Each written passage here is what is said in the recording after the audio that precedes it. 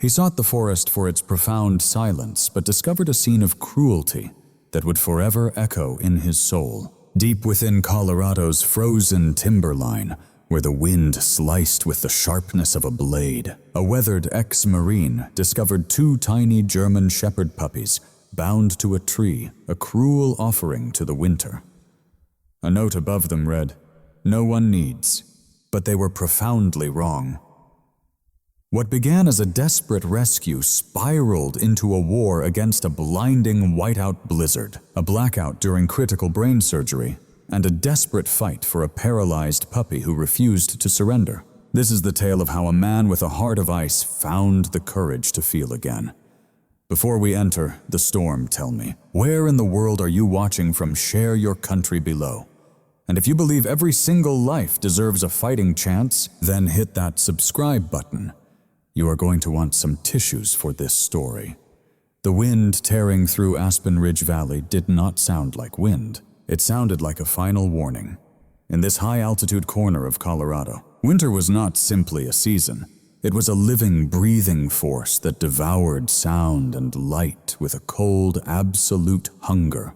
The sun had yet to breach the horizon, leaving the world awash in hues of bruised violet and deep charcoal. The temperature had plunged to 15 degrees below zero, a cold so staggering it turned breath to ice crystals that clung to his beard like diamond dust. Below the town of Aspen Ridge slumbered peacefully at the foot of the mountains. It was a small cluster of warm lights, completely unaware of the savagery in the forest, just a few miles up the logging trail. Caleb Gunner Sterling patrolled the timberline's edge, his boots shattering the hard crust of snow with a deafening crunch. At 55 years old, Caleb was a man hewn from the same unforgiving granite as the Rocky Mountains themselves. He was broad-shouldered and powerfully built, his body a hidden roadmap of old wars beneath layers of thermal wool and flannel. His beard was a wild thicket of iron gray and black,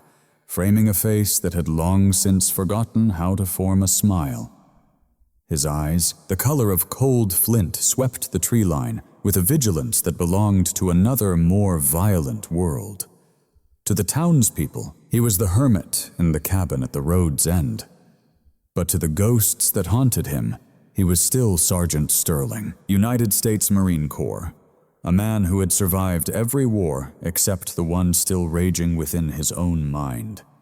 He walked without a destination, but because sleep had become a fugitive he could no longer capture. The trauma was always worse in the winter. The oppressive silence of the snow felt too much like the quiet after a roadside bomb, that terrible, deafening void before the screaming began. So he marched left foot, right foot, breathe. It was the only rhythm that brought any order to the chaos. The forest was a great cathedral of pine and spruce. Their branches, heavy with snow, bowed to the earth like monks in prayer. Caleb pulled the collar of his heavy jacket tighter, his breath catching as a vicious gust of wind lashed at his exposed cheeks. He was set to turn back toward the hollow warmth of his cabin when an unnatural splash of color snagged his peripheral vision. It was a sharp, artificial glint of silver, a desecration against the pure palette of white snow and black bark. Caleb froze his hand, drifting by pure instinct to the knife at his hip, a muscle memory more ingrained than his own gray hairs. Narrowing his eyes, he stepped off the trail, pushing his way into the thigh-deep drifts. As he moved toward a lone, ancient oak that stood stark against the pines, the indistinct shape sharpened into a horrifying reality. The breath was stolen from Caleb's lungs, a vacuum created by shock, not altitude. Dear God, he breathed the words, a fleeting mist in the cold. Taped to the jagged bark of the oak about 2 feet off the snow-covered ground were 2 small, motionless bundles of fur. They were German shepherd puppies, barely 6 weeks old, their bodies so heartbreakingly small and pressed tightly together in the cold. Their hind legs dangled uselessly, their tiny torsos savagely lashed to the tree with thick, industrial-grade silver duct tape. The tape was wound so tight it was crushing their ribs, pinning them like beautiful butterflies in a monster's cruel display. Even their muzzles were taped shut. Caleb's legs gave out and he crashed to his knees, the biting snow soaking his jeans. The sight hit him with the force of a physical blow, staggering him in a way shrapnel never could. The puppies were utterly still. Their black and tan fur was caked in a delicate sheen of ice. Like tragic frozen statues, they were abandoned offerings to some god of winter. Above them, a scrap of notebook paper fluttered, pinned by a single rusty nail. Though the ink had run in the dampness, the message was horribly clear, scrawled in jagged, hate-filled letters. "No one needs, don't touch!" A roar ignited in Caleb's ears, a high-pitched scream that drowned out the howling wind. It was the sound of pure white-hot, blinding rage that erupted from his gut and flooded every vein in his body. It burned so fast he grew dizzy. His hands, usually as steady as stone, began to shake with uncontrollable violence. He saw the note, but he no longer saw the words. He saw a sun-scorched road in Fallujah, a convoy disappearing, the faces of the men he couldn't save. The feeling of being discarded, of being left behind like trash, was a raw wound on his soul that had never healed, and here it was again inflicted upon the most innocent beings on God's earth. "You survive." Caleb choked out, his voice raw. "You hear me? You survive." He reached a trembling hand to them, to the puppy on the left, a fraction larger, who let out a sound that wasn't a whimper, but a deep, desperate vibration in its throat muffled by the cruel tape. The puppy on the right, smaller with a white star on its chest, hung limp, its head lolled forward lifelessly. "No, no, no," Caleb hissed through his teeth. He tore his gloves from his hands, throwing them into the snow. He needed to feel. His bare fingers brushed the larger puppy's flank. It was cold. Not just cold, but the profound, seeping cold of stone. But then a tremor. A tiny, violent shiver that rippled through the little body. Life. Caleb grabbed for his K-bar knife. The leather handle was worn smooth from years of faithful service. Its steel blade kept razor sharp. But as he brought the knife to bear, his hand betrayed him. The tremors were wild. The bitter cold was seizing his muscles, locking his joints, but it was the rising panic that was truly his enemy. If he slipped, he would gut them. The tape was so tight it had dug into their skin. There was absolutely no margin for error. The wind rose to a shriek, screaming through the branches and whipping pellets of ice against his face. The larger puppy's eyes fluttered open. They were dark, hazy with youth, but they found Caleb's face and locked on.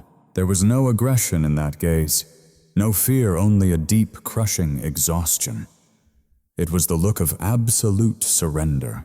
The puppy's eyes held a quiet surrender, waiting for the end as it watched the man who found it. That gaze shattered Caleb. It tore down the fortress he'd built around his heart for 20 years. He couldn't do this.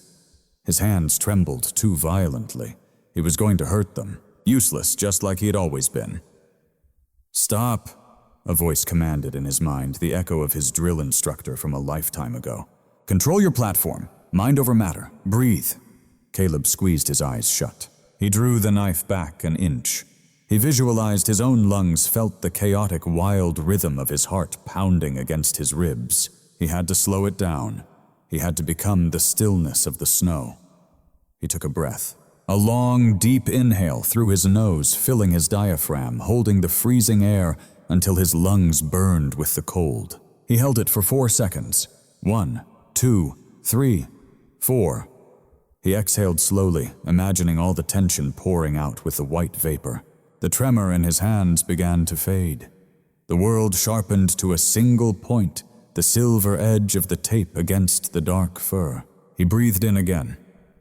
Focus. Caleb opened his eyes.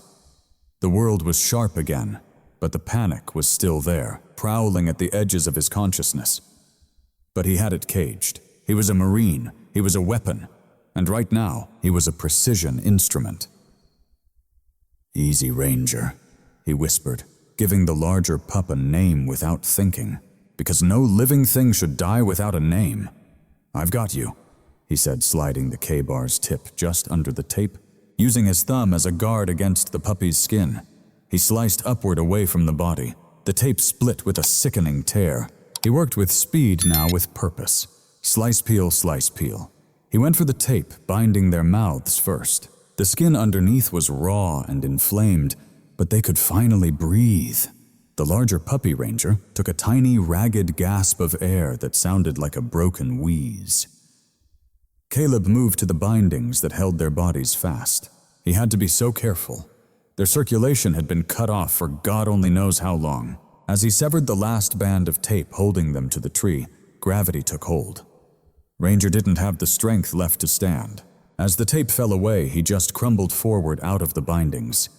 Caleb dropped his knife in the snow and caught him.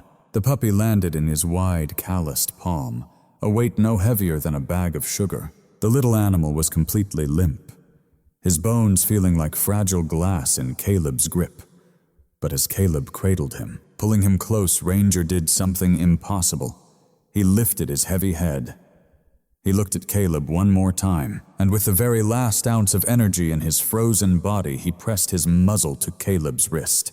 It was a gesture of trust, a silent plea. Caleb looked to the other puppy, the smaller one. Scout, he decided. Scout was still taped up and motionless. Caleb worked faster, slashing at the tape, freeing the second brother. Scout fell into his other hand, silent and even colder than Ranger. Caleb knelt there in the biting snow, a life cupped in each hand, the shredded silver tape dancing on the tree like ribbons from a forgotten war. The note, "No one needs," flapped cruelly in the wind. Hot, unfamiliar tears pricked the corners of Caleb's eyes, freezing before they had a chance to fall. He looked from the note to the puppies. "They were wrong."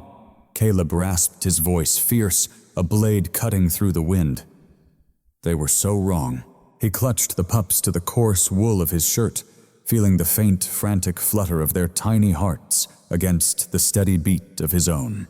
His gaze swept from the cold, gray sky to the unforgiving mountains, then fell upon the two fragile, broken lives cradled in his hands. Semper Fi. Caleb breathed the core motto, escaping his lips as both a solemn prayer and a bitter curse. Always faithful. I am not leaving you behind, not now, not ever. He rose his knees, groaning in protest, the pain a distant echo. The cold was a killer. The long miles to the truck stretched before them, a shadow of death already at their heels. But Caleb Sterling had walked through hell before, and he knew the way back. This cold wasn't just weather, it was a patient predator circling, waiting for one wrong move. Knee-deep in the biting snow, Caleb stood as the wind clawed at his face, his eyes fixed on the two quivering bundles of fur in his hands. They were dying from the freeze, and the only warmth his beaten-up '98 Ford truck was a mile and a half across a treacherous wasteland of broken ground. He understood the science of a body freezing. He'd learned it from the cold pages of a book, and he'd learned it from watching good men grow silent and still in the unforgiving mountains of Afghanistan. These pups were too small. They didn't have the mass to make it back if he just carried them out in this brutal air. The air was 15 below zero, but the wind chill made it feel like 30 below. If he tried to run holding them, the very motion would shear the last vestiges of warmth from their fragile bodies. There was only one way. He had to become their shelter. For a single, fleeting moment, Caleb gently placed the puppies in the hollow his own body had made in the snow, shielding them from the wind. He fought the zipper on his heavy tactical parka, a high-end shell designed for sub-zero survival, insulated with down and Gore-Tex. It was the one thing keeping the killing frost from reaching his own skin. He tore the zipper down, the sound ripping through the dead silence. As he shrugged, the parka off, the cold struck him instantly, a physical blow that slammed into his chest and back. Beneath it, he wore only a thin, waffle-knit thermal shirt. It was a layer made to handle sweat, not to shield him from an Arctic gale. The wind sliced straight through the fabric, sinking its icy teeth deep into his flesh. A sharp pain shot through him as the muscles across his shoulders locked up in protest. "All right, Marines," Caleb growled through teeth that fought to chatter. "Time for a formation change." He scooped the puppies up again. He wasn't just holding them now. He was swaddling them, laying them carefully in the parka's center, folding its heavy sleeves over their bodies and tucking the hood around their small heads, fashioning a thick, insulated cocoon. He cinched the bundle tight against his bare chest, wrapping his arms around it, pressing their lives directly against his own pounding heart. Facing the trail, the world dissolved into a blur of white and gray. "Move out," he ordered himself, and then he began to run. This was no sprint. A sprint in deep snow was a surefire way to break an ankle. And a broken ankle out here meant 3 deaths, not 2. It was the pace of a ruck run, a heavy, punishing trot designed to devour ground without shattering bone. Each and every step was a war. The snow screamed under his weight, punching through the frozen crust to swallow his shins, forcing a high, brutal gait like a draft horse pulling a heavy load. Within 200 yards, his ears went numb. At a quarter mile, the sweat flash-freezing on his back felt like 1,000 tiny shards of glass. But inside the precious bundle held tight to his chest, a flicker of life. "That's it." Caleb choked out his breath, exploding into a thick white mist. "Wiggle, just keep moving. Don't you dare go gentle." He fell back into the one man who had kept him alive for 20 years. He was no longer Caleb Sterling, the reclusive soul of Aspen Ridge. He was Sergeant Sterling's squad leader, and he had 2 raw recruits falling behind. "Check your 6, Ranger," he roared into the gale, his voice raw. "You stay awake in there. You hear me? No one sleeps on my watch." A faint tremor pulsed against his ribs, a deep shiver from the bigger pup. Good. Shivering was life. Shivering meant the body was still in the fight, desperately trying to forge its own heat. It was the absolute stillness that he dreaded. He glanced down at the precious bundle. He couldn't see them buried deep within the down lining, but he willed his entire being into the fragile weight in his arms. "Scout!" The smaller one was far too still. "Scout!" Caleb bellowed, the name ripping from his raw throat. "Report! Don't you dare quit on me! I didn't haul you off that tree just for you to tap out now!" The wind answered with a furious roar, flinging a blinding veil of snow across his face. Caleb caught a hidden root and pitched forward. He contorted his body violently in mid-flight, absorbing the crushing impact on his right shoulder and hip, shielding the bundle with his life. He slammed into the earth, the frozen ground jarring every bone in his body, but his arms remained an iron cage around the jacket. White-hot pain lanced up his side, but he was on his feet in an instant. "Up, get up!" he screamed into the storm. "Marines don't stay down!" He willed his legs to churn once more. The cold was no longer on his skin. It was seeping deeper, invading his very muscle and bone. His fingers clamped around the jacket were a frozen claw he wasn't sure he could ever uncurl. The steady rhythm of his breath began to falter. The thin air was strangling him, stealing the oxygen from his lungs. His vision began to tunnel, the forest edges turning to black. Then he thought of his canine partner, Duke, all those years ago. The way Duke had stared into his soul through the dust and chaos. I couldn't save him. I was too slow. Not this time. Caleb hissed the spittle, freezing instantly to his beard. Not this time. He focused everything on the feeling against his chest. The warmth from the puppies was faint, a dying ember, but it was still there. He was pouring his own life force into them, a transfer of warmth that was draining him with terrifying speed. His head swam. The trees themselves seemed to lean in silent judges in the storm. Then through the swirling chaos he saw the jagged outline of the ridge where he'd parked. The matte black shape of his truck sat there, like a lone monolith. "Target acquired," he whispered to the bundle. "Almost home, boys. Almost home." He powered through the last 200 yards, his legs burning his lungs, screaming for air. He crashed against the truck, fumbling for the handle, his fingers nothing but useless blocks of wood. He couldn't feel the cold metal of the latch. He jammed his elbow through the handle, throwing his entire body weight back to crack the frozen seal of the door. He all but collapsed into the cab, the familiar scent of stale coffee and worn leather enveloping him. It was an icebox inside, but it was a shelter from the wind. He kicked the door shut. "Okay," Caleb gasped, his voice now an uncontrollable tremor. "Let's see what we got. Let's see." He laid the bundle gently on the passenger seat and frantically tore back the layers of the parka. Ranger was curled into a tight ball, his tiny body racked with violent shivers. His eyes were wide, glassy, and filled with terror, but he was alive. He let out a faint, high-pitched cry as the frigid air hit his fur. "Good boy, Ranger," Caleb whispered. "Such a good boy." Caleb's words caught in his throat, his jaw trembling. His gaze fell upon Scout, the smaller pup, still and lifeless on his side. His tiny legs stretched out rigid. Ice crystals clung to his matted fur, his eyes shut against the world. When Caleb lifted his lip, his gums were a horrifying ashen blue. The little chest was still unmoving. "No." The word echoed like a silent detonation inside the truck. "No." Caleb tore at his thermal shirt, the freezing air biting his skin, needing that direct skin-to-skin contact, but there wasn't a second to spare for warmth. He needed a pulse. He snatched up Scout, laying the fragile, limp form on the center console, the only solid surface he had. The puppy was so small, impossibly delicate. Caleb's hands felt enormous, scarred from conflict hands that could end a life with a single motion. Now they had to grant it. "Come on, Scout, you fight."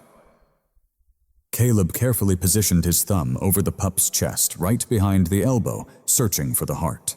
2 hands would be too much, he'd shatter the rib cage. He used only the soft pad of his thumb. 1, 2, 3, 4. He began to press, a steady, firm compression. The feeling was sickening. It was like pushing on a sodden sponge. The ribs felt as thin as toothpicks. "Breathe, damn you!" Caleb roared, the iron shell of the soldier cracking, revealing the desperate man within. He bent low, his mouth covering the puppy's entire muzzle, both nose and lips. He breathed a gentle puff of air, barely a cheekful. He watched the chest lift. It did. He drew back. It fell. But the pup didn't take a breath on its own. Caleb returned to his compressions. 1, 2, 3, 4, 5. "I'm ordering you to live," he screamed, hot tears finally breaking free, carving tracks down his frozen cheeks. "You don't get to die today, not on my watch."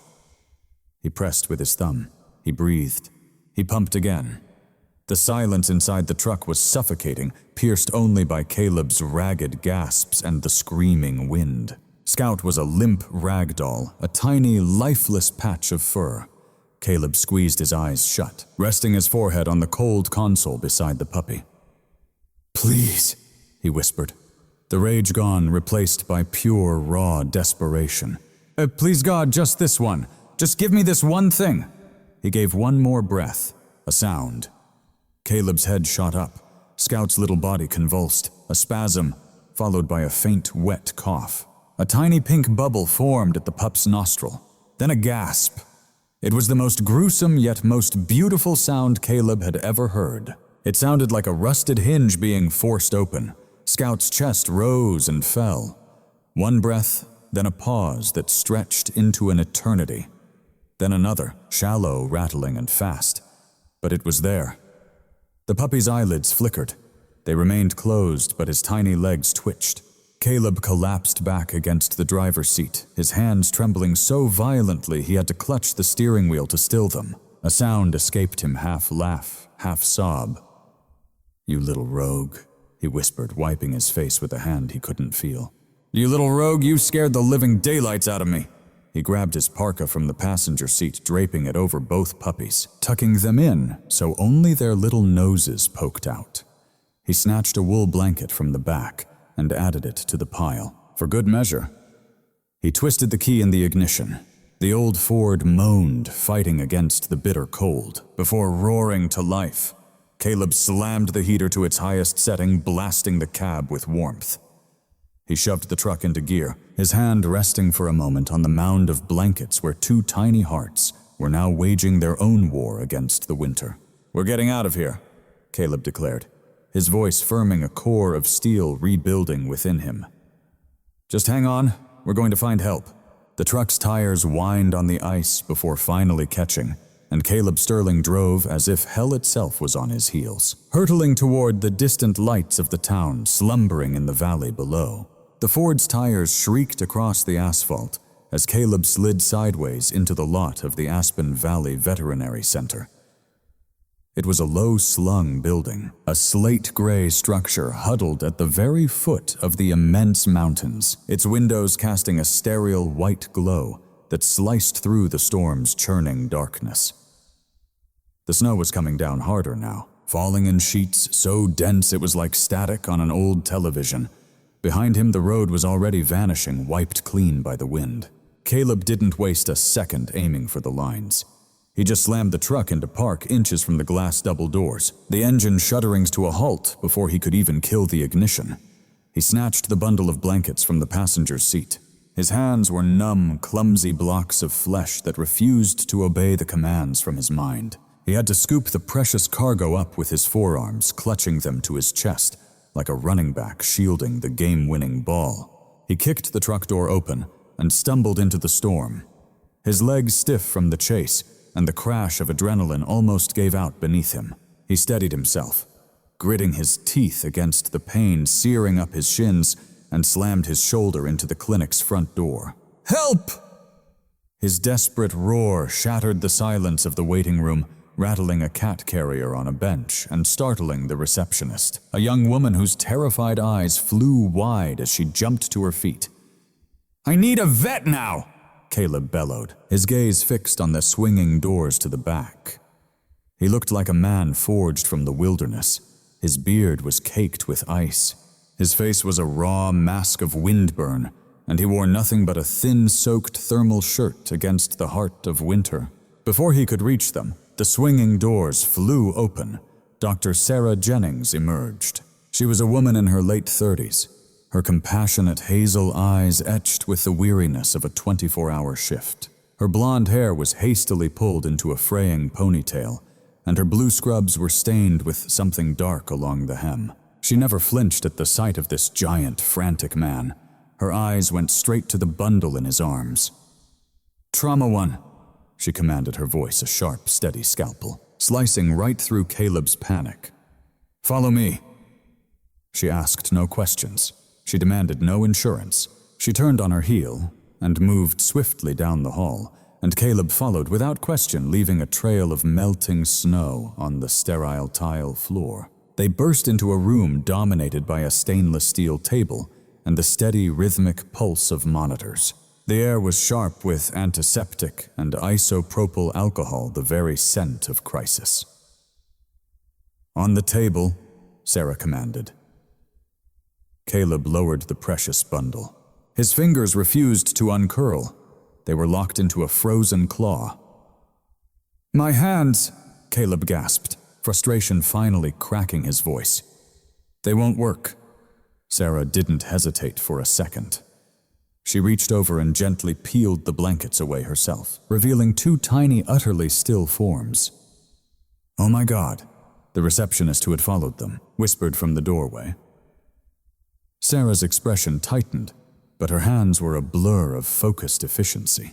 She pressed a stethoscope to Ranger's chest, listened for just 2 seconds, then moved to scout. "I have heartbeats," she announced. "They're thready. A pulse? Faint, but it's there. Becky, get the bear hugger warming unit stat and bring me 2 crash carts."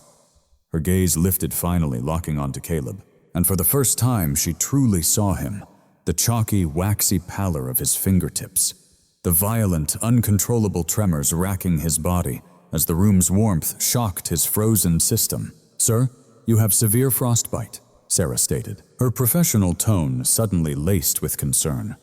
"Becky, get him a blanket and a chair. You need to sit down before you collapse." "No." Caleb snarled the word, a low, dangerous vibration. "Work on them.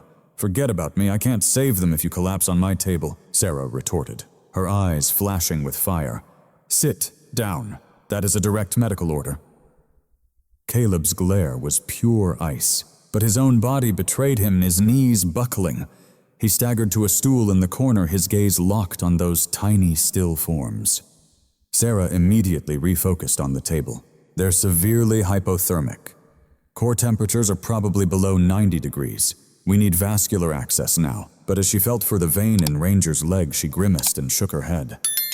Their veins have collapsed. Blood pressure's too low. I can't get a line in. Then do something, Caleb rasped, forcing his frozen hands together, wincing as agonizing pins and needles shot through them. I can't push fluids if I can't find a vein, Sarah repeated. Her brow furrowed in concentration. Her eyes darted to their clock. If we don't get warmed fluids into them in the next 5 minutes, their organs are going to shut down for good. Her gaze fell upon the puppies, then to the blizzard savaging the windows, and finally back to Caleb. She took a deep breath, her resolve hardening. Becky, get the IO drill. Caleb's head shot up. The drill you mean intraosseous, Sarah explained, already moving, grabbing a device that looked chillingly like a small power tool. We drill directly into the bone marrow. It's our only shot to get fluids into their bloodstream when the veins are gone. It's aggressive, but we're out of options. A single sharp nod from Caleb. Do it! Sarah moved to Scout first.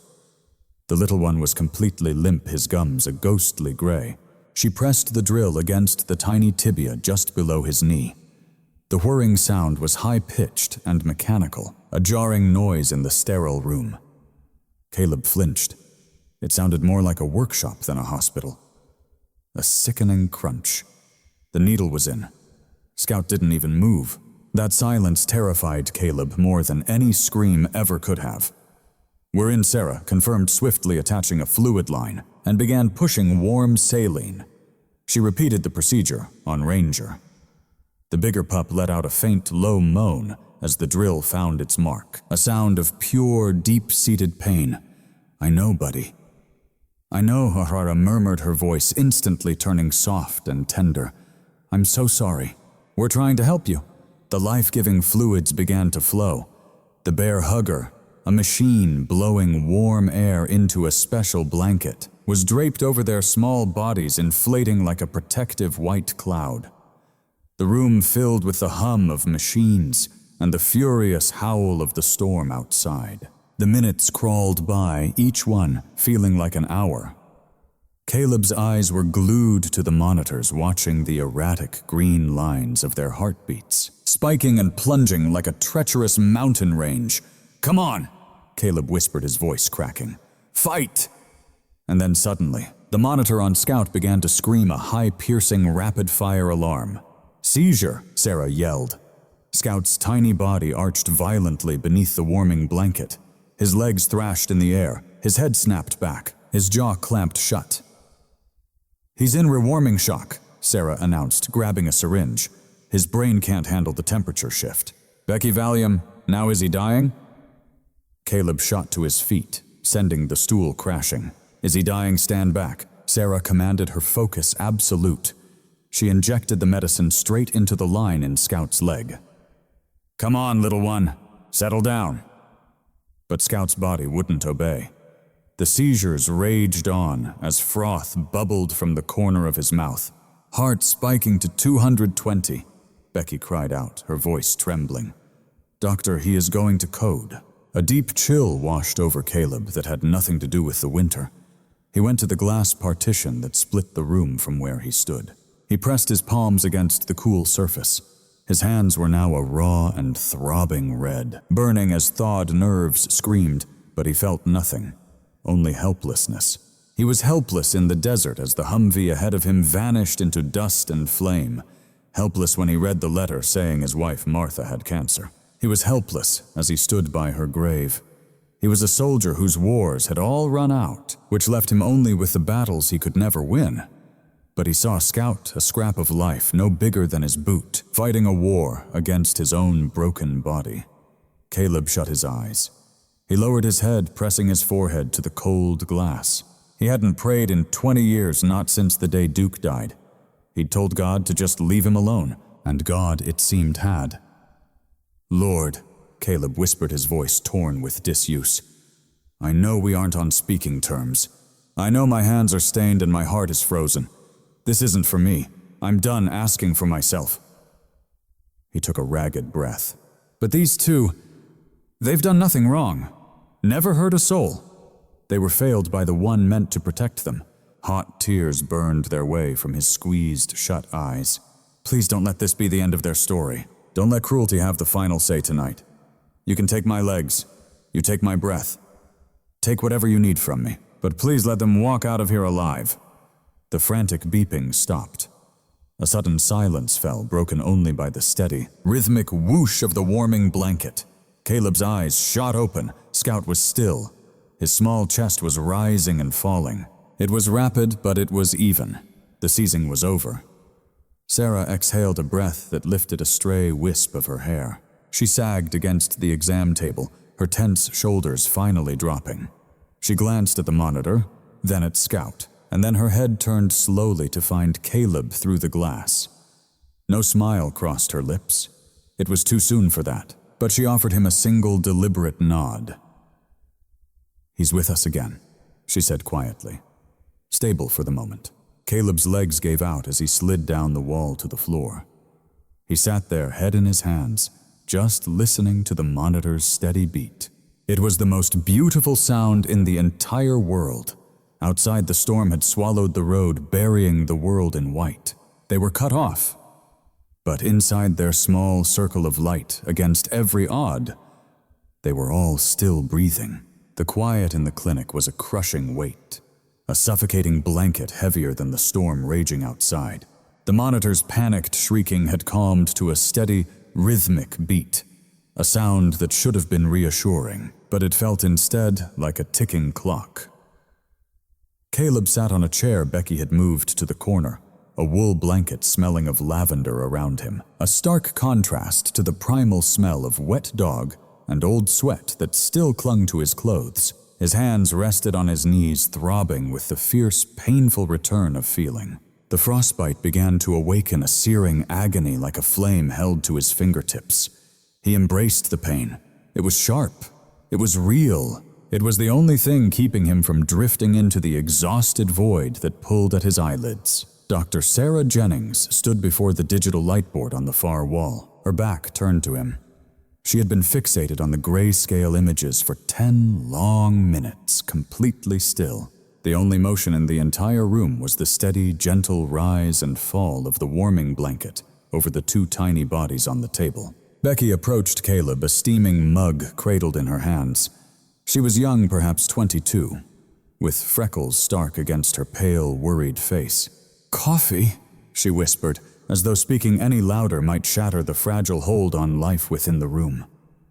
"It's black," Dr. Sarah added without turning. "You look like a black coffee kind of man." Caleb took the mug with both his hands, wincing as the intense heat bloomed across his raw palms. "Thank you," he rasped, his voice like stones grinding together. "Caleb," Sarah said. She didn't turn around. Her voice was flat, stripped of the fierce adrenaline that had carried them through the initial rescue. "Come here. You need to see this." Caleb forced himself to stand, his joints crying out stiff from the bitter cold and the passage of the years. He walked to the lightboard, clutching the coffee mug like a lifeline. "What am I looking at?" he asked, his voice low. Sarah pointed to the ghostly white shapes glowing on the screen. To Caleb, they looked like Rorschach tests haunting clouds of gray and bone. "These are digital X-rays and a cranial ultrasound of the pups," Sarah explained, her finger tracing the delicate outline of a minuscule skull. "The heart rates are stable. Their body temperatures are up to 96 degrees. Physically, they are thawing out." "That's good," Caleb said, sensing the unspoken "but" hanging in the air like a guillotine's blade. "It would be," Sarah said, finally turning to meet his gaze. Her eyes were red-rimmed, filled with a deep professional sorrow Caleb knew all too well. It was the same look a commanding officer gives right before he has to write a letter home to a fallen soldier's mother.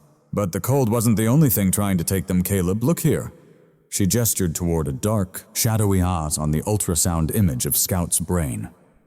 "This is cerebral edema, massive swelling. And here," she shifted to RERS's image, pointing to a hairline fracture near the eye socket.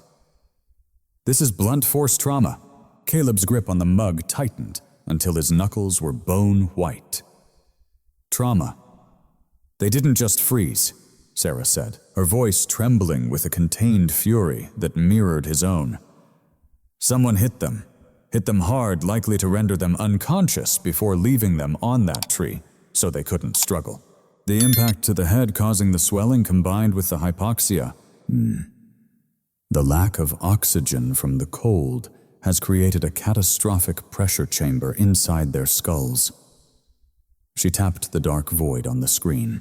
This fluid is crushing their brain stems. The seizure Scout had, that was the pressure firing off a storm of random neurons.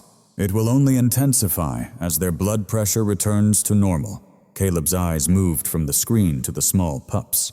They looked peaceful now, sleeping under the warm air. It was an illusion, a cruel biological lie. So we drain it, Caleb said firmly. We relieve the pressure. Sarah sighed a long, weary exhale that seemed to steal the strength from her small frame. She walked over to the window. The glass was opaque with a sheet of driving snow. The wind battered against it, a relentless, screaming force.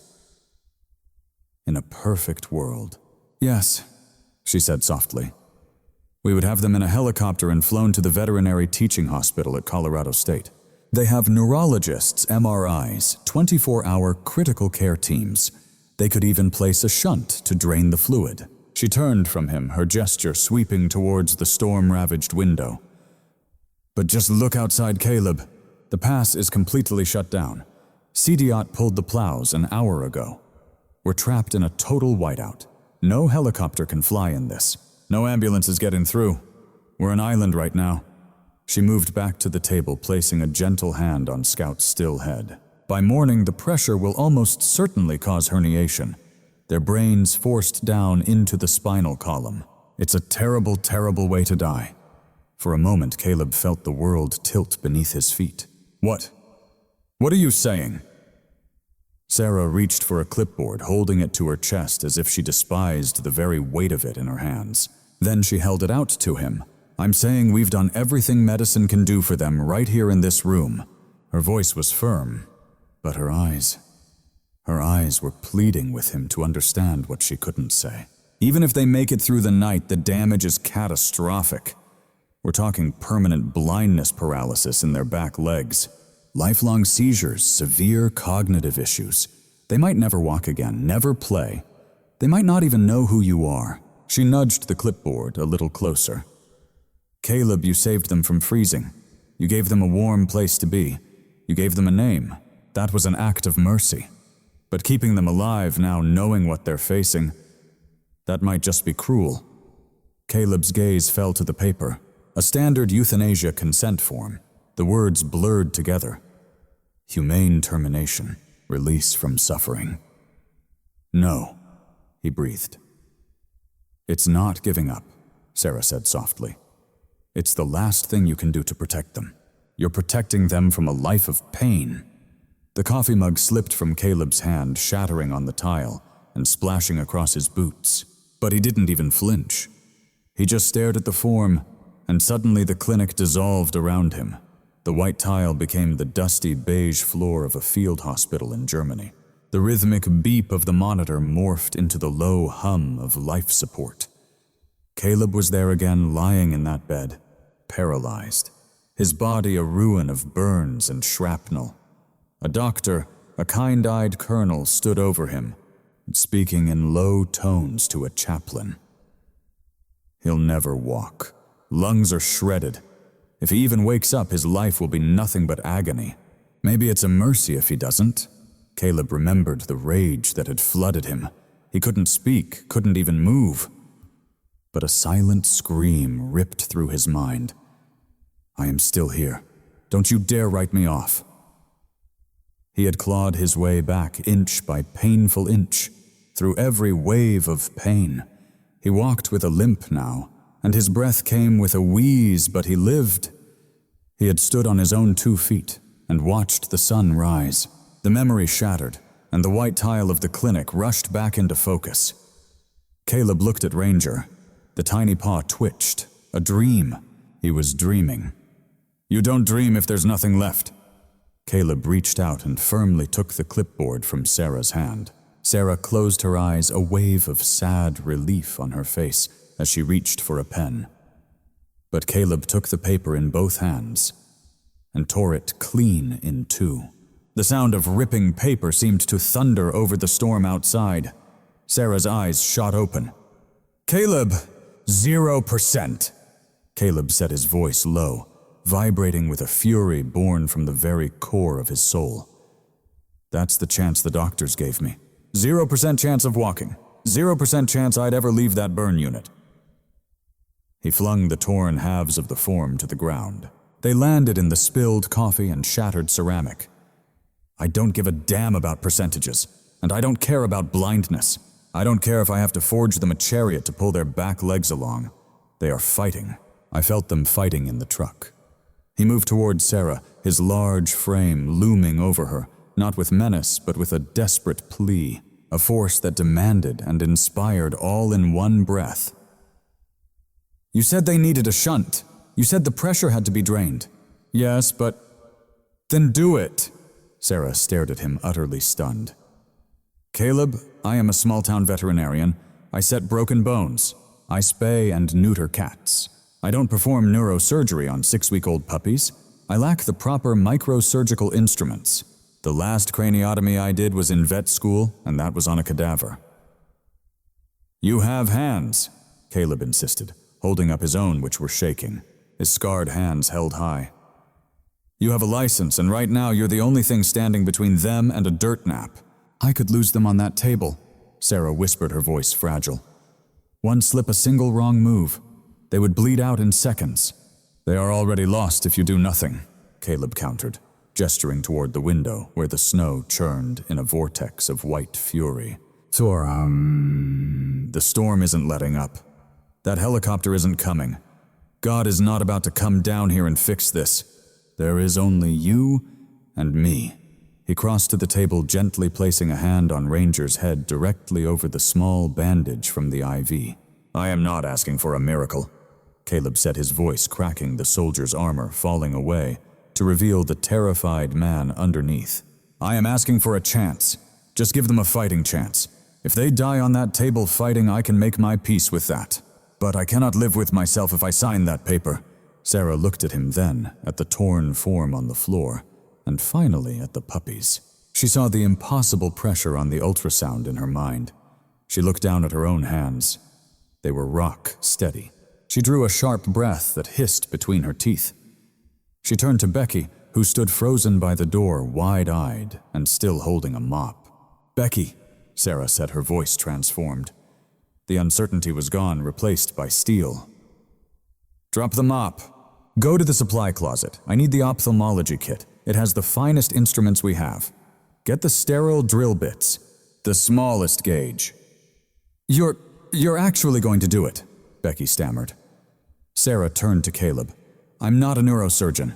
This is a Hail Mary pass in the middle of a blizzard." "I'll take those odds," Caleb said, his voice firm. Sarah shrugged out of her lab coat. Underneath her arms were pale, yet strong. She pulled her hair back, tighter. "Scrub in Caleb," she ordered. "Becky can't monitor the anesthesia and retract tissue at the same time. I need an assistant who won't pass out at the first sight of blood." Caleb gave a sharp nod. "I've seen enough blood to float a battleship." "Good," Sarah replied, already turning away. She walked to the sink and hit the foot pedal, starting the water. She met her own eyes in the chrome reflection of the faucet, steeling herself. "Because we are about to open their skulls." The water from the scrub sink was scalding steam, rising as it ran over Caleb's forearms, but he barely registered the burn.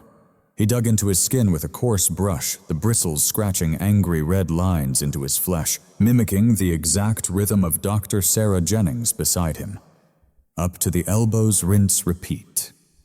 It was a ritual of purification, not unlike cleaning a rifle before a patrol. You had to strip away the dirt of the world so the machine could work without jamming. But Sarah had stopped scrubbing. She just stood there, her hands suspended motionless in the rushing stream of water, staring blankly at the white tiles of the backsplash. Her shoulders were hunched, trembling beneath the thin blue fabric of her scrubs. The surge of adrenaline that drove her decision in the exam room had begun to wane, yielding to the crushing weight of reality. "I can't," she whispered, the sound a fragile thread against the gushing faucet and the wind's fierce howl. With a nudge of his elbow, Caleb silenced the running water. The abrupt silence hung heavy between them. "You can't what?" "I can't play God, Caleb." Sarah's voice trembled as she turned to face him, her dripping hands held up as if they were already stained with failure. "I see it in my mind. Their skulls are no bigger than walnuts. The bone is paper thin. A single tremor, just one, and I could turn a brain injury into a lobotomy. Or I nick an artery and they bleed out before I can even get a clamp on it." She gazed down into the sink, watching the suds spiral down the drain. "They're going to die on that table and I'll be the one holding the scalpel when they do. I don't think I can live with that." Caleb watched her, seeing the profound exhaustion etched into the fine lines around her eyes. It was the fear of a healer who had forgotten that death can be a partner, not just the enemy. He knew that fear intimately. He'd seen it in the eyes of young lieutenants the moment they first realized their orders would send men into the fire. He stepped closer, his broad frame shielding her from the harsh glare of the fluorescent lights. He didn't touch her. His hands were scrubbed sterile, but he leaned in until his presence filled her entire view. "Doctor." Caleb's voice was low and steady, a lightning rod in her storm. "Look at me." She raised her gaze, her eyes shimmering with unshed tears. "You are not God," Caleb said softly. "God's busy with that storm outside. And here you're a soldier and soldiers don't get to decide who lives or dies. We just decide who gets to fight." He nodded towards the swinging doors of the operating room. "If they die on that table while we are fighting for them, that is not your failure. That is their fate. That is nature running its course. But if we stand here and let them die because we were too afraid to even try, that blame is ours to carry. That is a burden we will carry for the rest of our lives." Sarah swallowed hard, her eyes searching his stoic face for any flicker of doubt. There was none. "I need you to lead this charge," Caleb said. "I'm just the hands. You're the eyes. But you have to believe we can win this. If you walk in there believing they're already gone, they won't stand a chance." Sarah drew a deep, shuddering breath. She closed her eyes for a moment, and when she opened them again, the trembling in her shoulders had ceased. The soft hazel of her eyes hardened into tempered steel. 10 blade, she murmured, her focus returning. "Small bore drill, suction on low." "There she is," Caleb said, his voice a soft reassurance. "Okay."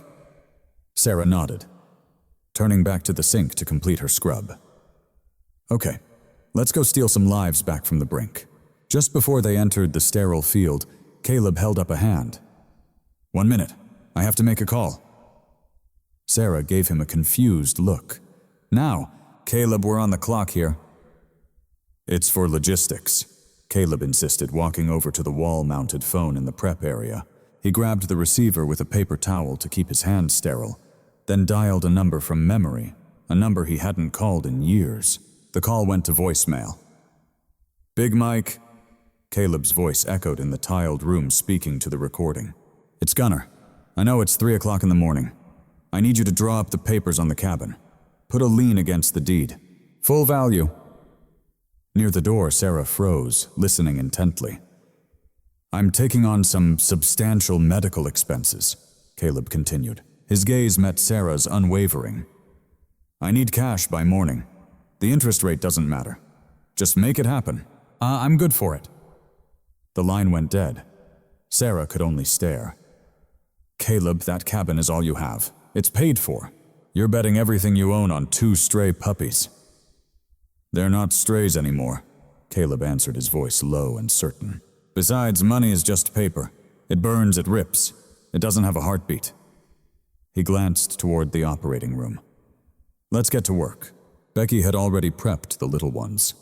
They were lying side by side on a heated surgical mat, their tiny forms covered in sterile green drapes.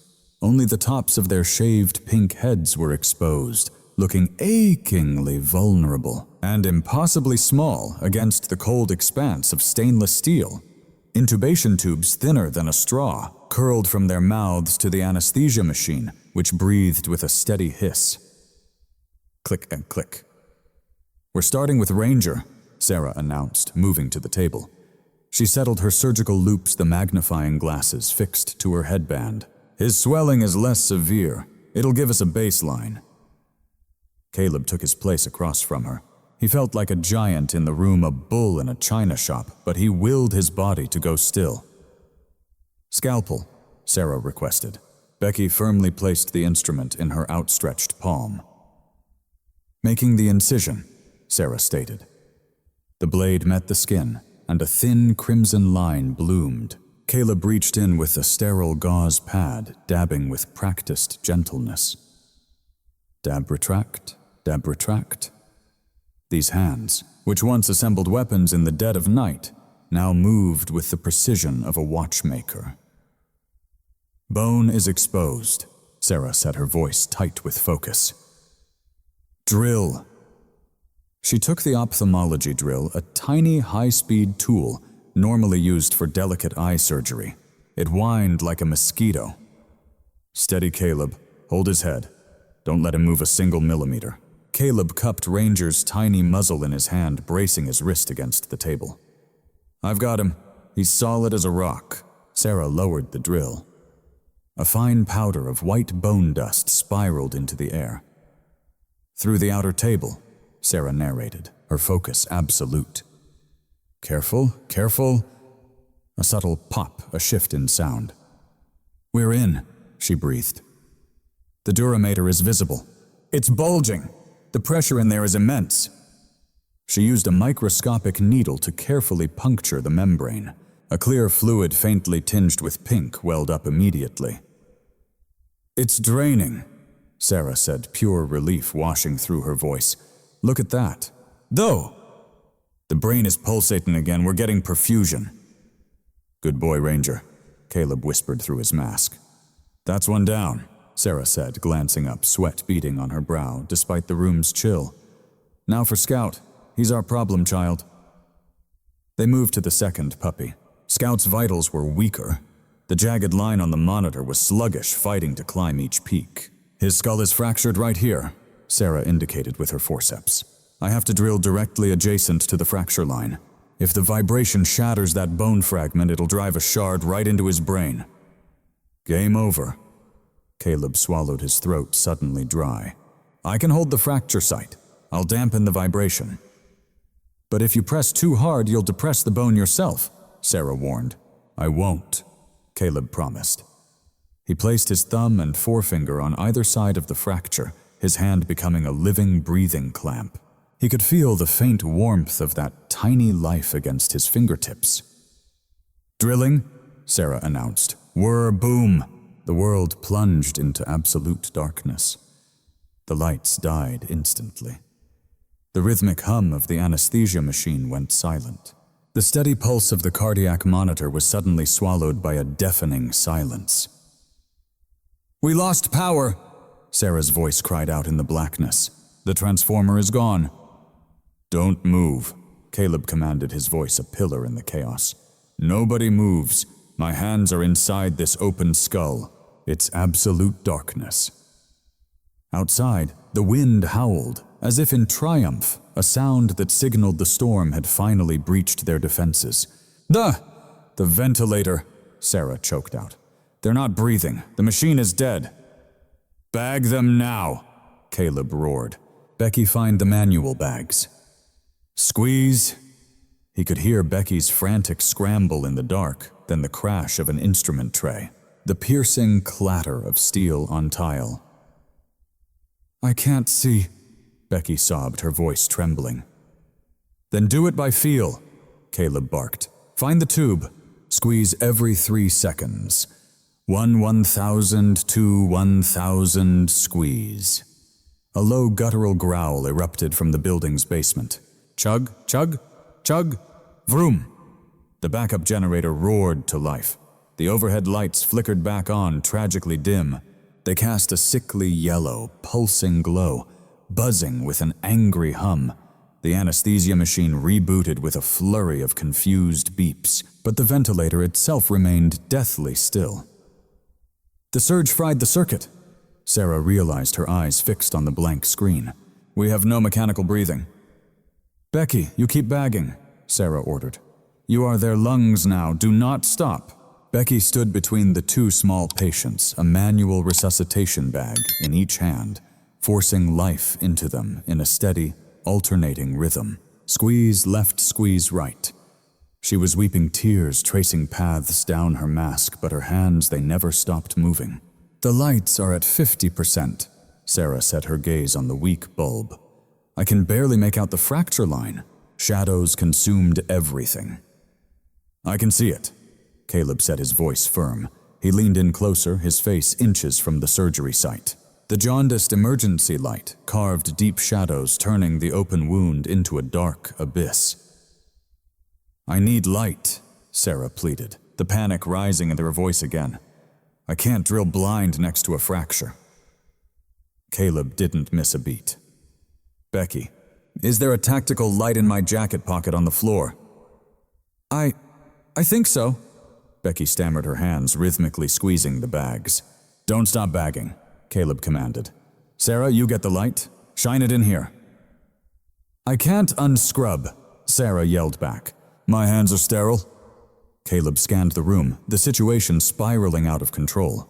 The generator was surging, the lights dipping low, then flaring bright, creating a disorienting strobe effect that made surgery impossible.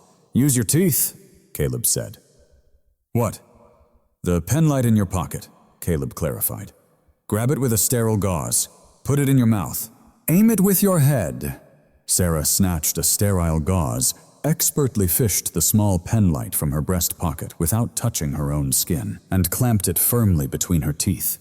She clicked it on, pushing the back cap with her tongue.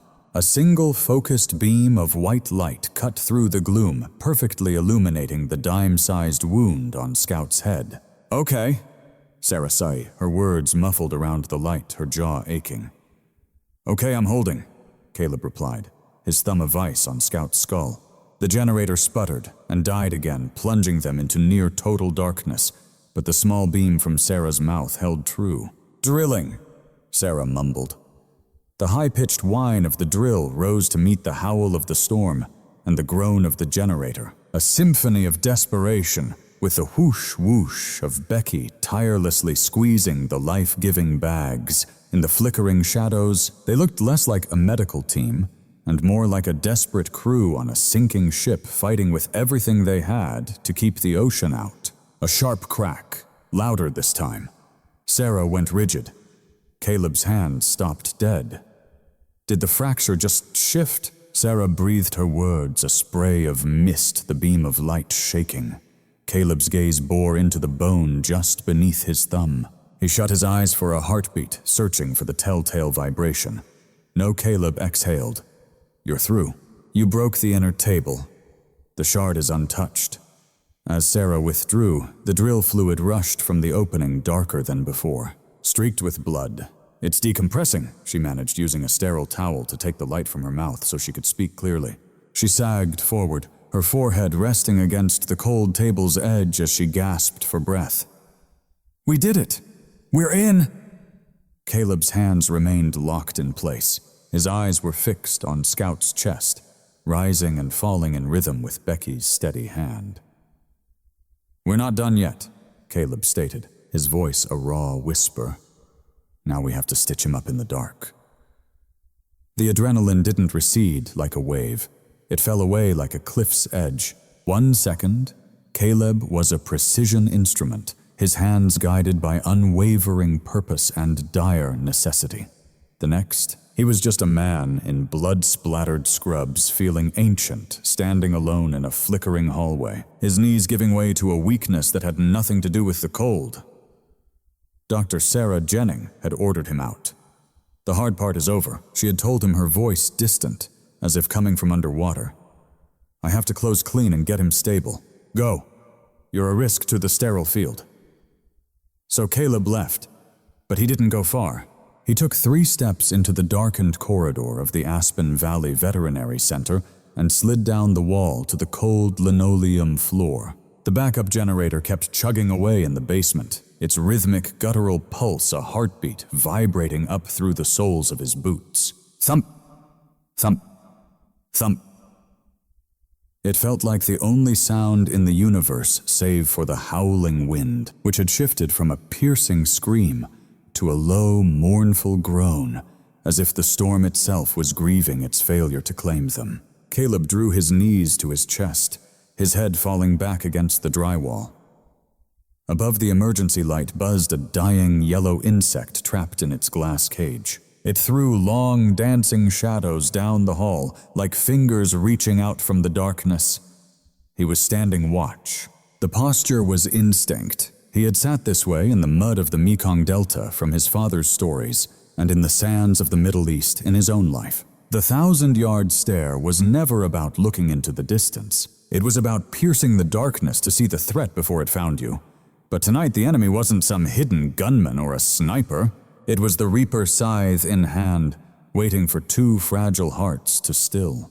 Caleb reached into a pocket of his discarded tactical pants, which were crumpled in a pile beside him, and pulled out his dog tags. The metal was a shock of cold against his skin. He traced his thumb over the raised letters, but his mind drifted beyond the name Sterling Caleb, settling on another name, a name carved into a granite headstone just 5 meters away, now buried beneath 3 feet of snow. Martha. He hadn't allowed himself to think of her in the operating room. There had been no space for her memory amid the whining drill and the rising panic. But now, in the stillness, she was here. He could almost smell her scent on the air, vanilla and sawdust. She had been a carpenter, a woman with hands as calloused as his own, but whose heart was as soft as spun silk.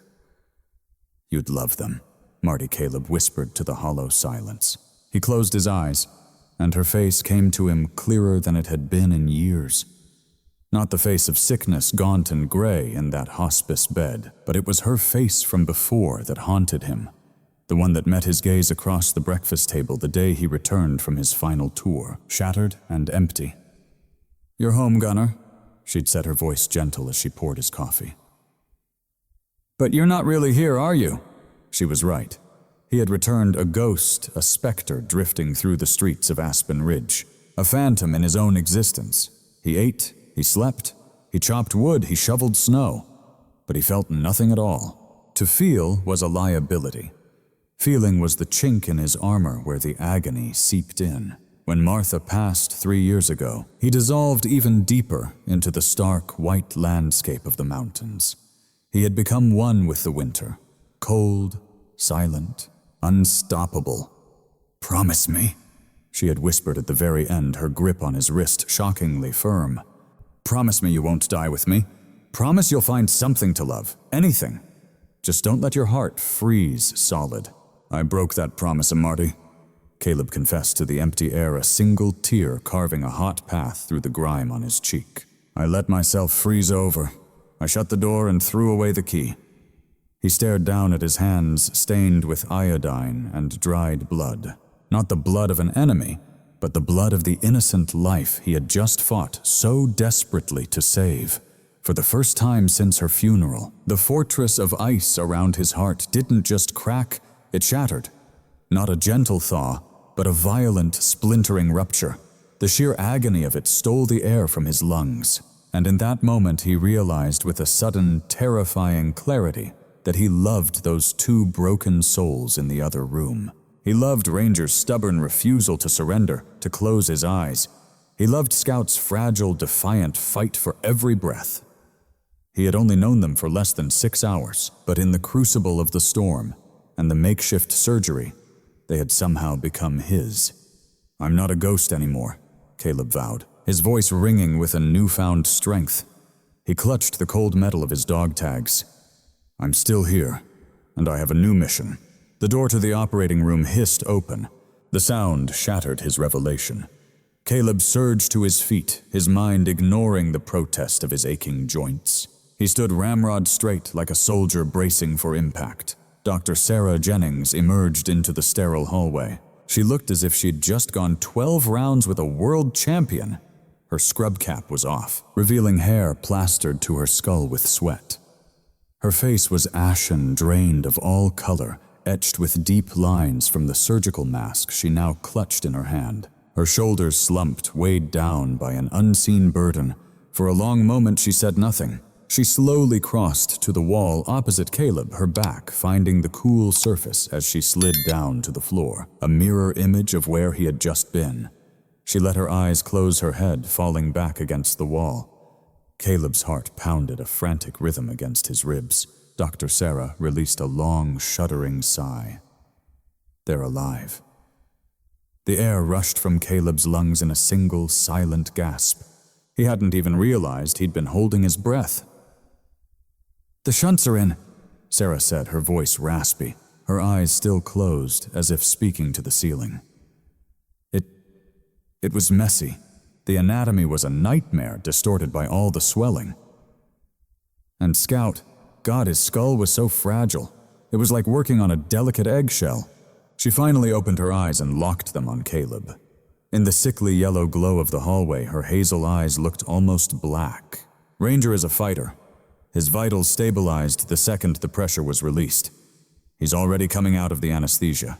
He's already trying to lift his head, that stubborn little mule. A faint, exhausted smile finally touched Caleb's lips. "That's my boy." "But Scout..." Sarah's brief glimmer of relief vanished, her expression darkening. She rubbed her temples. "Scout's in deep, Caleb. He hasn't woken up. His brain suffered a brutal blow from the seizure and that spike in pressure. The shunt is doing its job. I can see the fluid draining. But the neurological damage, it's profound." She paused, her words measured with the same care she'd used with her scalpel. "The next 72 hours are the crucible. That's the window where we could see a secondary injury infection or the shunt failing. If Scout doesn't show any sign of consciousness by sunrise, he may never wake up. He could just be a body breathing on this table." Caleb crossed the room and sank down beside her. For a long moment, silence was the only thing that passed between them. He just sat there, shoulder to shoulder, with the woman who worked a miracle in the pitch dark, with a flashlight clenched in her teeth. "You did a good thing, Sarah," Caleb said softly. "You did a damn good thing." A broken laugh escaped Sarah, sharp and splintered like shattering glass. "I did brain surgery on a newborn puppy with an eye drill during a blackout. I should have my license revoked." "They should give you a medal," Caleb corrected. "If they die," she whispered, her voice a thread, "it was all for nothing." "No," Caleb's voice was firm. He turned to meet her gaze. "It wasn't for nothing. For 3 hours they weren't just some trash taped to a tree. They were the most important things in the world.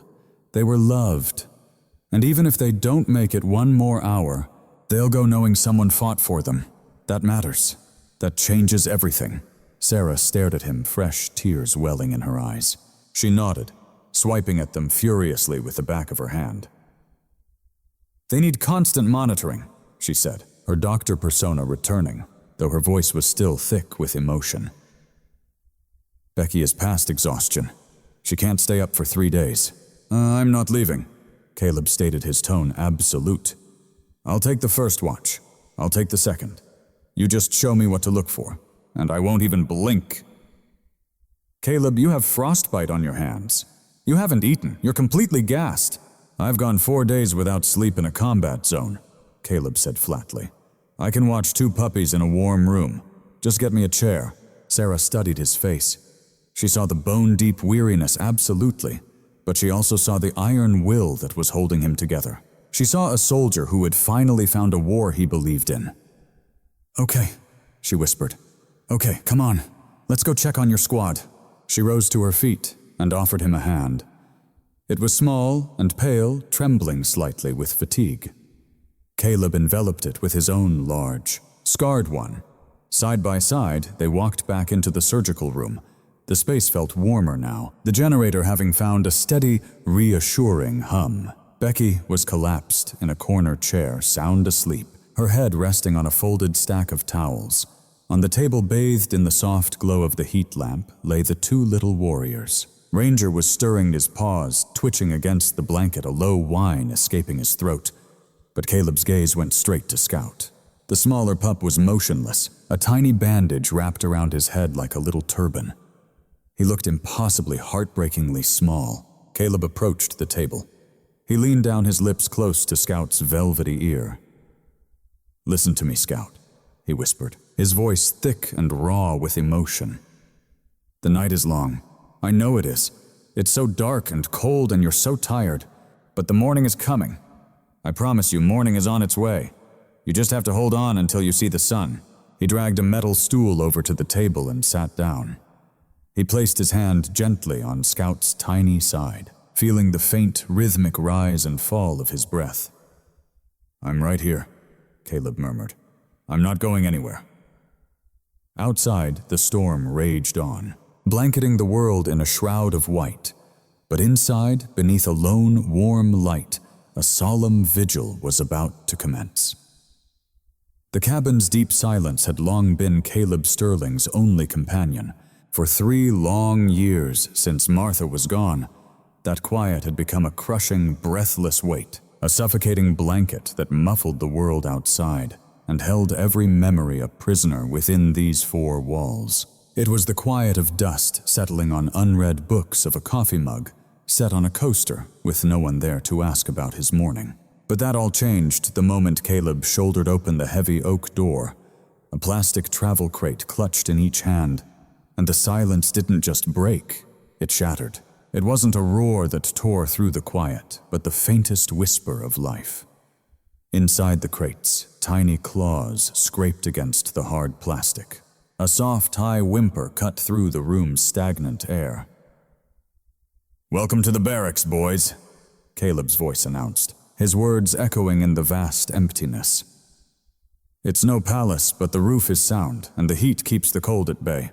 He carefully placed the carriers on the braided rug before the stone hearth, then straightened up, his gaze sweeping across the room, seeing his home as if for the first time.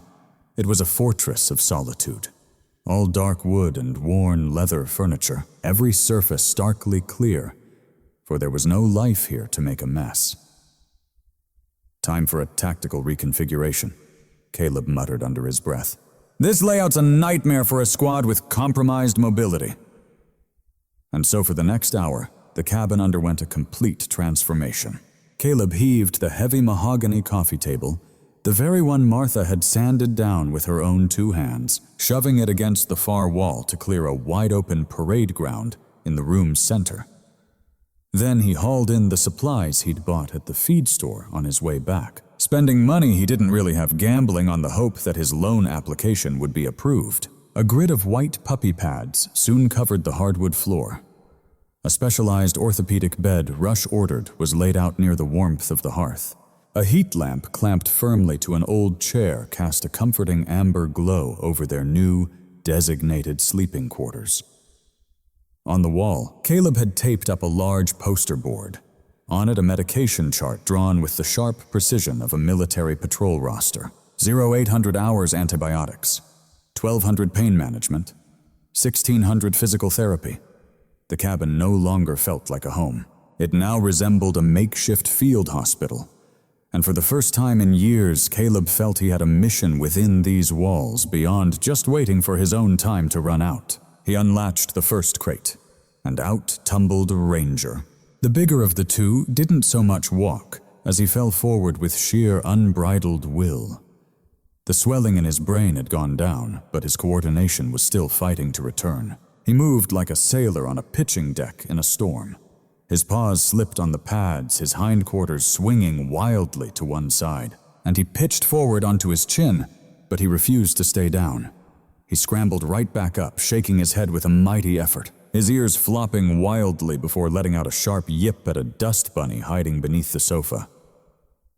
"Easy there, Tank," Caleb chuckled, the sound feeling foreign and rusty in his own throat. "Check your corners." Then Caleb turned to the second crate. Scout did not come tumbling out. The little puppy simply lay near the opening, his front paws crossed with a strange, quiet dignity. He slowly lifted his head, his dark, soulful eyes locking onto Caleb's. There was a knowing in that gaze, an intelligence that felt ancient for a creature so small. It was the profound look of an old soul held captive in a fragile, broken body. Caleb reached in gently, sliding his hands beneath Scout's belly, and lifted him out. He weighed almost nothing, a wisp of bone and fur. Caleb tenderly set him down on the orthopedic bed, directly under the warm glow of the heat lamp. "All right, Scout." Caleb breathed his voice a low promise. "Let's see what you've got."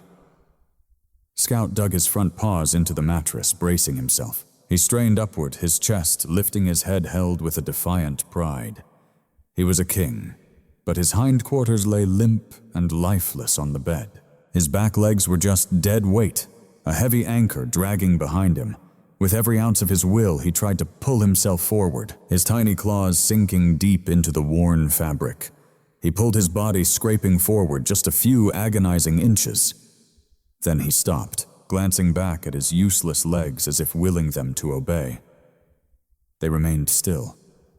He raised his eyes to Caleb's, not with a whimper, but with a profound, silent gaze. It was a look that asked everything. Asterisk. "Is this all I am now? Asterisk." A hard knot tightened in Caleb's throat, his hands clenching into fists. He knelt eye to eye with the pup.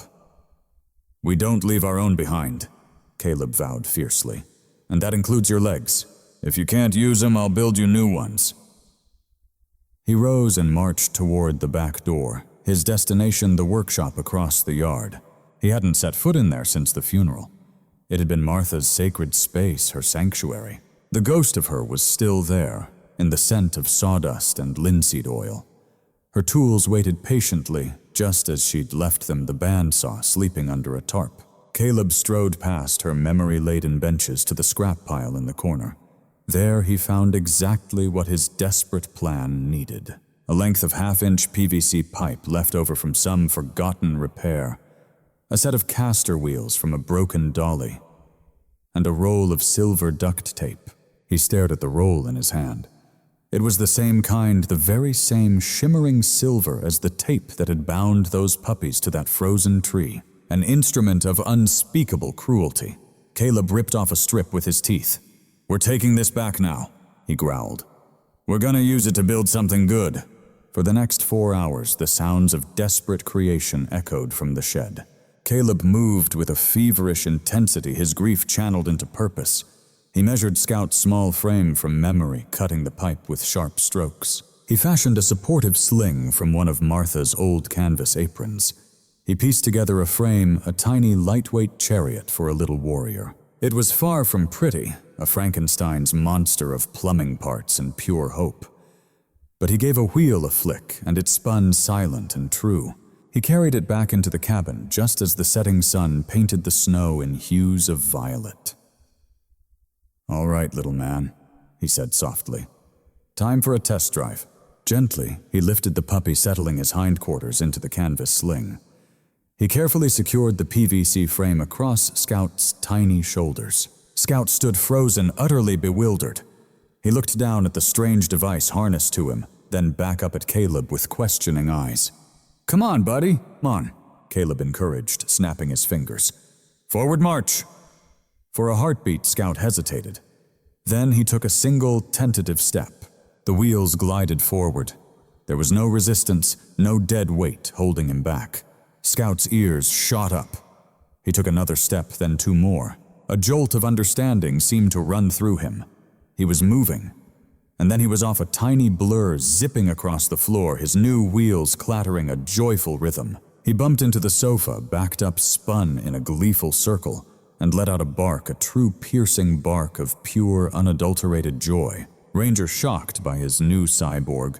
Brother gave chase, playfully nipping at the spinning wheels of the strange contraption. Caleb stood in the middle of it all, watching the happy chaos. For the first time in 3 long years, the cabin wasn't silent. It was gloriously loud. It was messy. It was vibrant. It was alive. And Caleb Sterling laughed a deep, soul-shaking laugh until tears of relief streamed down his face. But as darkness settled over the mountain, the frenetic energy began to subside. The adrenaline from the day's victory finally faded away, leaving behind the bone-deep exhaustion of the past week. Caleb dimmed the lights and prepared a warm mash of high-calorie food for his puppies, gently wiping their faces with a warm cloth. He checked Scout's incisions. They were clean dry. He administered the pain medication. "Lights out," Caleb whispered, choosing not to go to his bedroom upstairs. That bed felt too vast, too empty, too far away. If Scout needed him, if Ranger had a seizure, he knew he wouldn't hear a thing from the second floor. Caleb pulled a pillow and a heavy quilt from the sofa, laying them on the rug right beside the puppy mattress. "I'm right here," he promised them. He laid his body on the hard floor, his back protesting old war wounds screaming against the cold draft. But he didn't care. He watched the fire fade to embers painting the room in a dull red glow. Ranger was already fast asleep, twitching in a dream of chasing rabbits. But Scout was awake, just lying there watching the flames. Caleb finally closed his eyes. Exhaustion pulled him under like a riptide. He drifted into a restless sleep haunted by shattering fragments of his past. Flashes of snow, explosions, the sterile smell of antiseptic. Then, in the deepest dark of the night, a sound woke him. Scratch, drag, scratch, drag. Caleb went rigid, his hand instinctively reaching for a weapon that wasn't there, his mind resetting to the present. He cracked open an eye. The fire was dead, the room lost in shadow. Scout was moving. He wasn't in his little wheelchair. Caleb had taken it off for the night. The puppy was on his mattress 5 feet away, but he wasn't staying put. He was army crawling across the rug, digging his tiny front claws into the thick wool braiding. He pulled his body forward. His paralyzed back legs just trailed behind him, a useless weight, that soft, scraping drag. He slid forward, panting softly from the strain. It was a monumental effort for a puppy recovering from brain surgery. Every single inch was a battle. Caleb started to sit up to help him to lift him back to the warm mattress. But something held him back. Scout wasn't confused or lost. He was moving with an absolute, unwavering purpose. He was coming to Caleb. Caleb lay motionless, holding his breath, as tears began to well in his eyes again. He watched as the tiny warrior dragged himself across that divide. Scout reached Caleb's arm, but didn't stop pulling himself over the man's bicep. He hauled his little body up Caleb's chest, his claws snagging gently in the thick flannel shirt. He kept climbing until he reached the hollow of Caleb's neck, right where the pulse beat strongest, where the life heat was most intense. Scout let out a long, shuddering sigh of relief. He curled his tiny body into a ball, tucking his nose right under Caleb's chin. He pressed his full, fragile weight against the man who had saved him. This wasn't just a simple search for warmth. A heat lamp was just 5 feet away. This was a deliberate choice. Scout was choosing his family. He was saying, "I am broken, you are broken, but we are safe here together." Caleb slowly, carefully lifted his hand. He placed his large palm gently over Scout's back, completely covering the tiny puppy. He could feel the little heart beating right against his own throat. Thump, thump, thump, thump. It beat in a steady rhythm with his own. Suddenly, the cabin's darkness wasn't a tomb anymore. It felt like a womb, a place where something new could finally grow. "I've got you, Scout," Caleb whispered into the surrounding darkness, his voice thick with an emotion he thought was lost forever. "I've got you." And for the first time since the war, the first time since Martha, Caleb Sterling drifted into a deep, peaceful sleep, guarded by a tiny 2-pound sentry who could not even walk, the one who had borne them both to salvation. Here in the mountains, time didn't march forward. It flowed in an endless healing circle. Winter finally broke its hold on spring, not in a gentle thaw, but in a thundering roar of collapsing ice. The rivers of Aspen Ridge surged, swollen with the mountain's release, churning into a wild, frothing fury, and the deep, white silence of the woods gave way to the glorious symphony of life's return, a chorus of rustling pines and life erupting from the thawed soil, It had been 6 months since that desperate night, since the surgery that changed everything. 6 months since their long, agonizing march through the darkness. Now Caleb Sterling stood firm on the sidewalk of Main Street, glancing at his watch. At 56, he wore the years better, looking 5 years younger than he had at 55. The silver in his beard remained, but the deep furrows of exhaustion etched around his eyes had softened. He stood taller, his shoulders squared not with tension, but with an unshakable pride. "Hold formation," Caleb murmured, his voice low and steady. To his left sat Ranger, his steadfast guardian. The small pup who once fit in his palm was now 70 pounds of solid muscle and pure devotion. He had grown into a magnificent German shepherd, his coat a stunning tapestry of jet-black saddle and burnished gold. He held his post with the stoic discipline of a carved monument, his ears swiveling like twin radar dishes sweeping the street for any shadow of a threat to his man. He was the unbreachable shield, and to Caleb's right was the spear. Scout never just sat. He idled a coiled spring of energy. He was a lean, sharp-boned dog, with eyes that saw everything. His hind legs, withered and thin, were secured in a custom-built harness, but connected to that harness was the Mark II, a sleek, lightweight chariot that Caleb himself had forged from aircraft-grade aluminum and rugged all-terrain tires. Scout didn't merely walk anymore. He rolled, and he did so with the defiant swagger of a battle-hardened tank commander. "All right, boys," Caleb said as the light bled to green. "Forward march." And together they moved as one single, unbroken unit. The steady click of Ranger's claws on the pavement created a perfect harmony with the soft whir of Scout's wheels. As they crossed, an old pickup truck eased to a stop.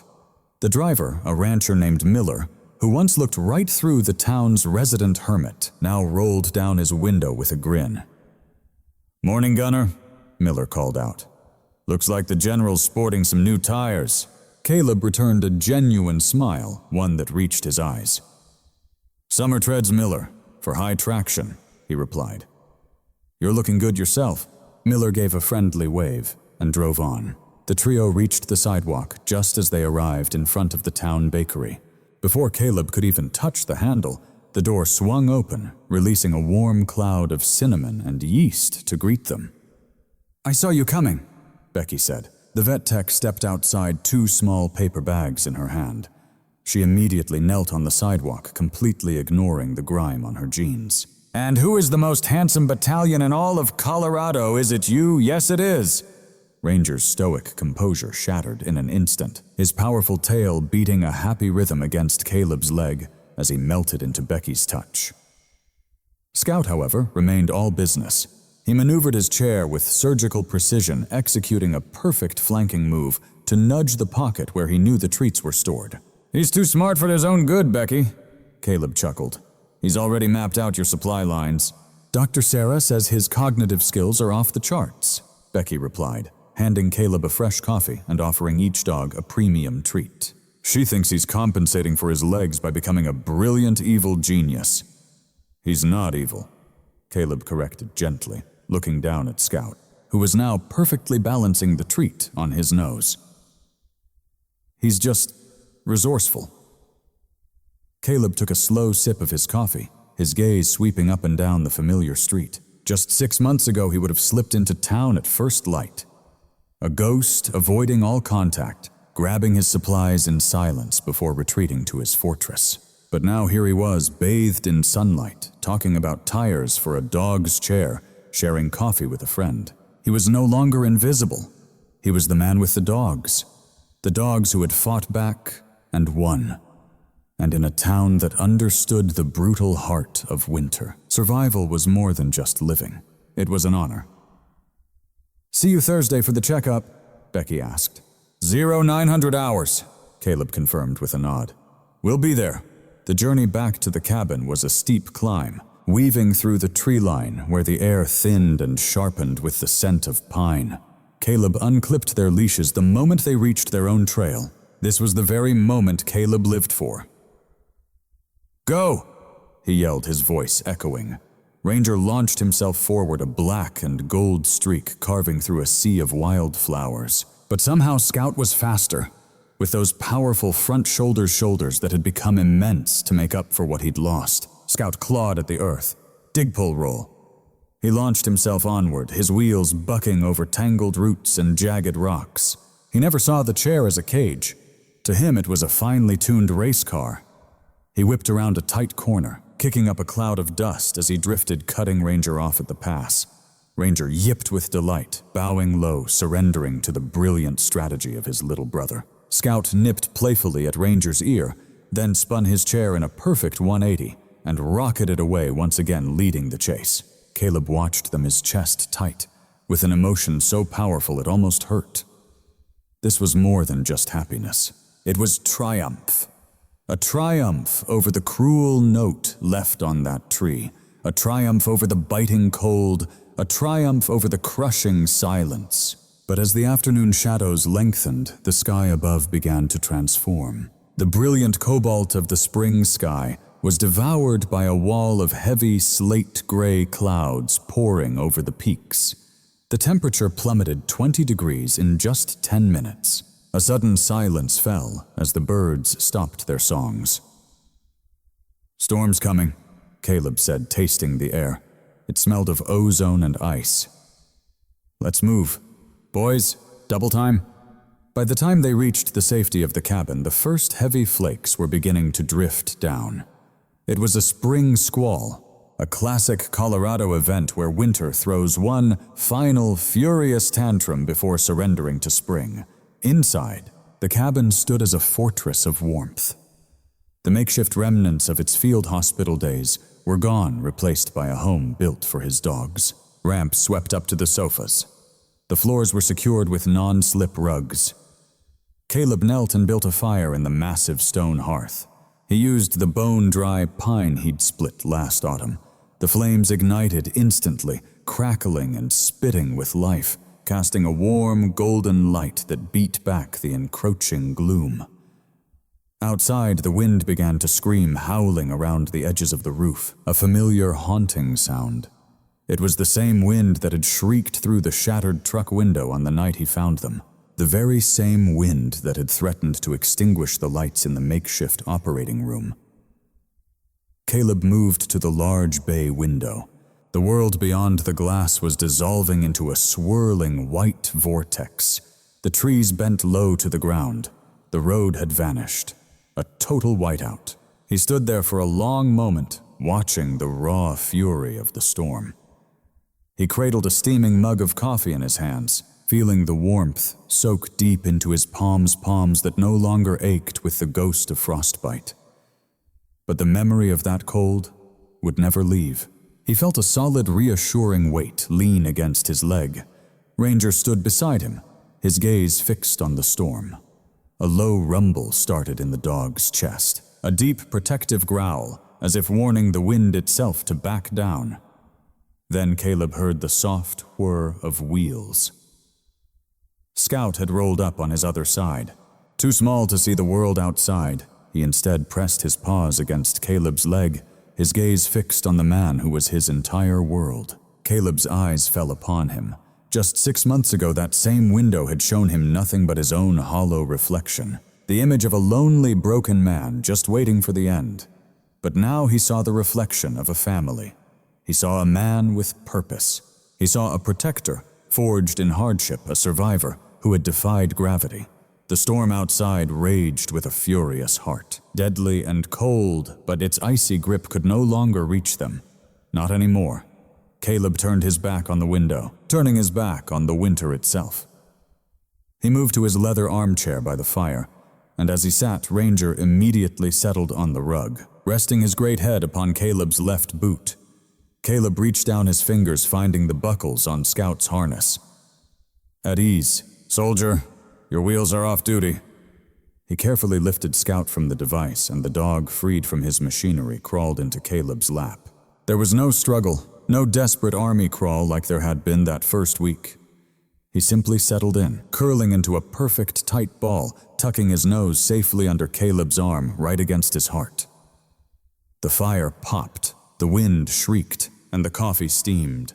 Caleb laid one hand on Ranger's head and wrapped his other arm around Scout's small, warm body. He closed his eyes, listening to the rhythm of the room, the breathing, the heartbeats, the fire. "You know," Caleb whispered into the quiet, his voice thick with emotion, "I really thought I was saving you two that morning." Ranger's ear twitched. Scout let out a soft, contented sigh.